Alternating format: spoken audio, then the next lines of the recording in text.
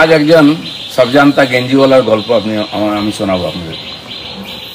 শ্রী সন্ময় ব্যানার্জি, তিনি ভয়ঙ্কর একজন সাংবাদিক। তিনি কোনো খবর কাগজ চাকরি করতেন, খবর কাগজ প্যাকিং করতেন। তিনি এখন কারোর কাছ থেকে পয়সা নিয়ে এজেন্ডা বানান। ঠিক আছে, আপনার পেট চালাতে হবে, আপনি চালান। আপনি তো একজন অন্য দাস, আপনি বড় বড় কথা কি বলেন?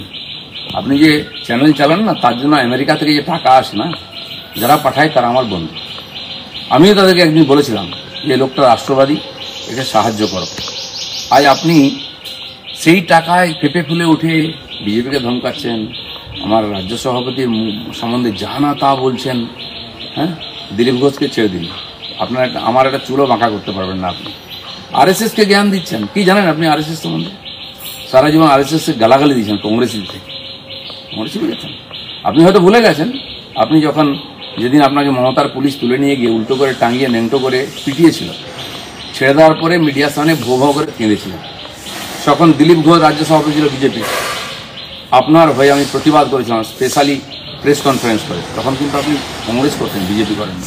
শফিকুল্লের মতো সাংবাদিককে যেভাবে অত্যাচার করে রাত 1টার সময় তুলে নেওয়া হয়েছিল, দিলীপ ঘোষ প্রথম এগিয়ে এসে প্রেস কনফারেন্স করে প্রতিবাদ করেছে। তাহলে কোমরের দম ছিল না তার বিরুদ্ধে বলা, যাদের চামচাগিরি করছেন। সেই জন্য আপনার কি তারপরে আপনার ইচ্ছা হলো এমএলএ হবে, আমার হাত ধরে বিজেপিতে আসে, আপনাকে টিকিট দেওয়া হয়, আপনাকে টাকা দেওয়া হয়। হেরে যাওয়ার পরে কাপুরুষের মতো পালিয়ে গেলেন, কি বলছে আমি বিজেপি করি না।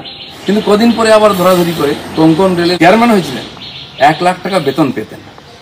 খালি এই জন্য উপঢৌকন আপনাদের দেওয়া হতো, আপনি না বিজেপিটা ছেড়ে চলে যান। আপনি এখন কি করেন? আপনি এজেন্ডা তৈরি করছেন, টাকা নিয়ে করুন না। কিন্তু আপনাকে কে অধিকার দিল এই আমাদের রাজ্য সভাপতি সম্বন্ধে যা নয় তা মুখে আসছে? আরএসএসকে জ্ঞান দিচ্ছেন। আর আপনি আমার সম্বন্ধে অনেকগুলো কমপ্লেন করেছেন, আমি ডিটেলসে যাবো না, অনেকে হয়তো আপনার কথা শুনেছে। আমি আপনাকে চ্যালেঞ্জ করছি, 1 সপ্তাহের মধ্যে যা যা বলেছেন, কোন নেতার সঙ্গে সেটিং, কাকে ফোন করি, কি সুবিধা নিচ্ছি, একটা প্রমাণ দিন। তাহলে আপনি যা বলেন মেনে নেব। যদি না দিতে পারেন 1 সপ্তাহে, আপনার সঙ্গে কি করা হবে? চৌরাস্তায় দাঁড়িয়ে হাত জোড়ো করে সুকান্ত মজুমদার, আরএসএস, দিলীপ ঘোষ এবং সাধারণ পাবলিককে যে ভুল বুঝিয়েছেন, তার জন্য ক্ষমা চাইবেন কি? ভেবে দেখুন, আপনাদের মান সম্মান নেই, আপনি অন্য দাস। দিলীপ ঘোষের সঙ্গে লাগতে আসবেন না। করে খাচ্ছেন, খান না। আরে বিজেপিকে গালাগালি দিয়ে এখনো আপনার সংসার চলছে, বিজেপির টাকায় আপনি করে খাচ্ছেন, আর বিজেপিকে চোখ দেখাচ্ছেন। আপনার মতো এত উদ্ভুক লোক তো আমি কোনোদিন দেখিনি। সেই জন্য বিপ্লবী হতে যাবেন না, যেমন ছিলেন তেমন ছাড়ুন।